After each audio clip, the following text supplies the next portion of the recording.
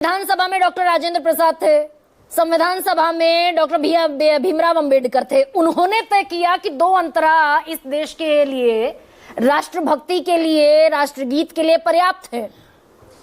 4 छंदों की कोई आवश्यकता नहीं है। गुरुदेव रविंद्रनाथ टैगोर ने कहा कि बाकी छंद दरअसल एसोसिएट नहीं करते पूरे राष्ट्र की भावना से। हम क्यों अड़े हुए हैं भाई? गरिमा जी, पहले एक चीज तय करते हैं, क्या वंदे मातरम गाना पड़ेगा, कंपलसरी है, मैंडेटरी है कि नहीं है? पहले ये चीज तय हो जाए। तो मेरा जवाब बड़ा साफ है।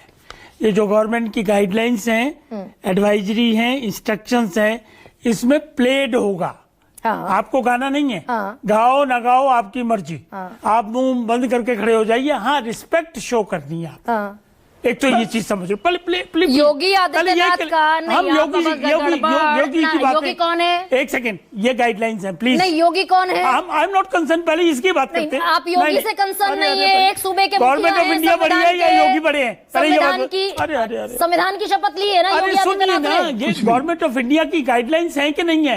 ये आपके पास भी है। पहले एक चीज तय करें, वो गाना है कि नहीं गाना। तो फिर संवैधानिक पद पर बैठे हुए लोग ये दरअसल वो दूसरा इशू है। नहीं, हम आते हैं इस पे। अरे भैया, ये कंफ्यूजन पैदा क्यों कर रहे हैं? नहीं, कोई कंफ्यूजन नहीं। एक सेकंड, पहले एक चीज तो तय कर ले। अभी तो यही कंफ्यूजन है कि गाना पड़ेगा हमको खड़े होके। ठीक, ओके। वकार साहब को बड़ा क्लियर है कि गाना नहीं है, तो अगर रिस्पेक्ट शो करनी है तो क्या दिक्कत है? और एक और नंबर 2, रिस्पेक्ट भी अगर आप शो नहीं करेंगे तो कोई आफत नहीं आ रही इसमें, क्योंकि पनिशमेंट नहीं है, जैसा आपने भी बताया। हाँ, पनिशमेंट नहीं है। जो प्रिवेंशन ऑफ इंसल्ट वाला एक्ट है 1971 का, उसमें अभी को इस प्रावधान को नहीं जोड़ा गया। मैं एक वाजपेयी बड़ी सीधी सी नहीं, एक सेकंड, मैं बड़ा सीधा सवाल आपसे, सवाल सुन लीजिए। मैं बड़ा सीधा सवाल आपसे ये पूछना चाहती हूँ कि 1937 में कितने लोगों की मौजूदगी में ये तय हुआ? हमें नहीं मालूम ना, हमें उसमें जाना। आज की सरकार ने, एक सेकेंड ना जी, देखो आप पीछे जा रहे हो, हम प्रेजेंट की बात कर रहे हैं। अच्छा, बताइए। आज की सरकार ने ये गाइडलाइंस निकाली, बताइए इसमें क्या डिफेक्ट है? इट्स एडवाइजरी, इसमें क्या डिफेक्ट है? बहस इसी में हो रही है ना। अगर रिस्पेक्ट के लिए उन्होंने वो जोड़ दिया वंदे मातरम, कोई मैंडेटरी थोड़ी है। हर व्यक्ति को खड़े होना अनिवार्य होगा। अनिवार्य वर्ड तो है ही नहीं, क्योंकि इसकी हेडिंग पढ़ो ना आप, ये जो गाइडलाइन है। आप दरअसल आपके पास अधूरे कई बार डॉक्यूमेंट होते हैं, बाकायदा इस नोटिफिकेशन में, प्रोटोकॉल में लिखा है हर व्यक्ति का खड़ा होना अनिवार्य होगा, वो भी सावधान की मुद्रा में। अरे पहले सुन तो लीजिए ना, मैं पढ़ देता हूँ। वो प्रोटोकॉल दिया है उन्होंने। इसमें क्या लिखा है? The national song of India is played और sung on various occasions.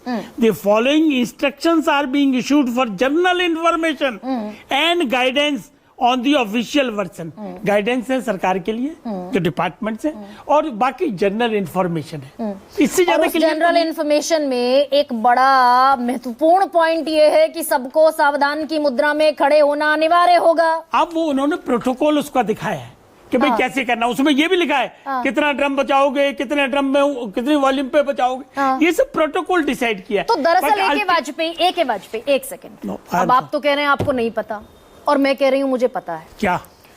1937 में महात्मा गांधी, जवाहरलाल नेहरू, सरदार वल्लभ भाई पटेल, सुभाष चंद्र बोस, मौलाना अबुल कलाम आजाद, डॉक्टर राजेंद्र प्रसाद, सरोजिनी नायडू, जेबी कृपलानी, भूलाबाई देसाई, जमनालाल बजाज और आचार्य नरेंद्र देव ने यह तय किया कि बाकी के 4 अंतरे इस राष्ट्र की भावना को प्रतिबिंबित नहीं करते, 2 अंतरे गाए जाने चाहिए। अब जवाब सुनो। हाँ, आज की सरकार किसकी है? हमारी है ना, एनडीए की सरकार है। संविधान में कितने संशोधन अब तक हो चुके हैं? 104, 105 या 110 हो चुके होंगे अब तो सरकार ने, अगर उनकी इच्छा, सरकार ने वंदे मातरम पे डिबेट भी हुई पार्लियामेंट में, और उसके बाद ये डिसाइड किया कि भाई इसको भी रिस्पेक्ट करके सेकेंडरी बना देते। तो वो जो अनुच्छेद 25 है, जो सबको कहाँ रुकावट है? बिल्कुल ठीक है, अनुमति देता है। 25 का वायलेशन हो रहा है, बता दीजिए मुझे। 1986 सुप्रीम कोर्ट की जजमेंट में बड़ा क्लियर किया हुआ है कि जब वायलेट होगा, जब आप कहोगे कि नहीं गाइए खड़े होके, तब वायलेट होगा। तो